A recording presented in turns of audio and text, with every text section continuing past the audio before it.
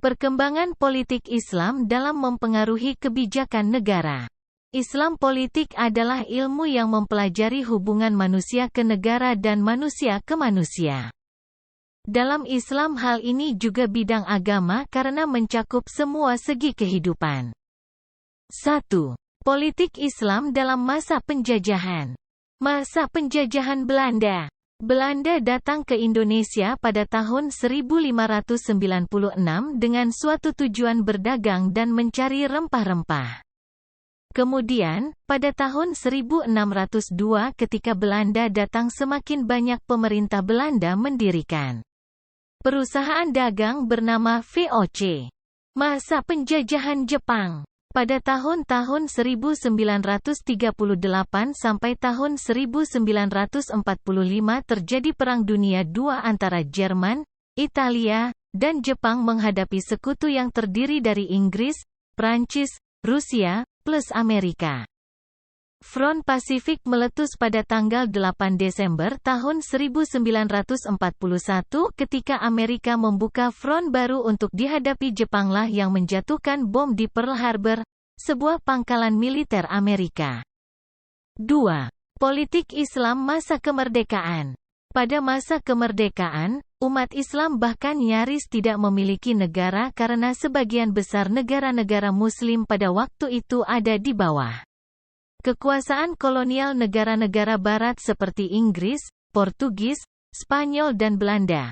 Akomodasi politik Islam pada masa itu pendudukan Jepang didasarkan atas pertimbangan para ulama dan para pemimpin Islam lainnya tidak hanya dipandang oleh orang Jepang sebagai pemimpin formal, tetapi juga sebagai pemimpin masyarakat mayoritas Islam yang sangat berpengaruh. 3. Kondisi sosial politik negara pada masa kemerdekaan.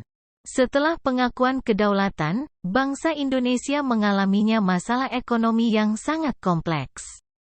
Misalnya inflasi tinggi, kerusakan infrastruktur, peningkatan utang nasional, defisit anggaran, investasi rendah, dan sebagainya. Langkah-langkah diambil pemerintah Indonesia dalam mengatasi masalah pasca ekonomi pengakuan kedaulatan, termasuk kebijakan pemotongan uang, konsep ekonomi nasional, program pergerakan benteng, kebijakan Indonesianisasi, dan lain-lain. 4. Islam politik dalam pembentukan negara saat itu. Oposisi antar kelompok Islam dengan kelompok nasionalis sekuler mulai muncul di Majelis Konstituen yang membahas pokok-pokok rancangan UUD negara untuk digunakan. Saat itu ada 3 desain dasar negara yaitu Islam, Pancasila dan sosial ekonomi. Konstituante dengan dikeluarkannya keputusan Presiden tanggal 5 Juli tahun 1959 dan menyerukan kembali kepada UUD 1945 dengan tetap berpijak pada Pancasila. 5. Peran Islam dalam konstituante. Tokoh-tokoh Islam Indonesia dari semua golongan sebelum proklamasi telah berusaha agar penerapan syariah diakui konstitusional.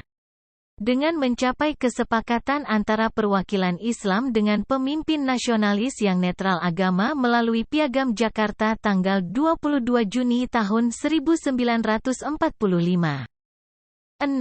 Politik Islam masa Orde Lama. Majelis Konstituante hasil pemilu 1955 mulai bersidang Bandung tanggal 10 November tahun 1956 dengan tugas merumuskan UUD.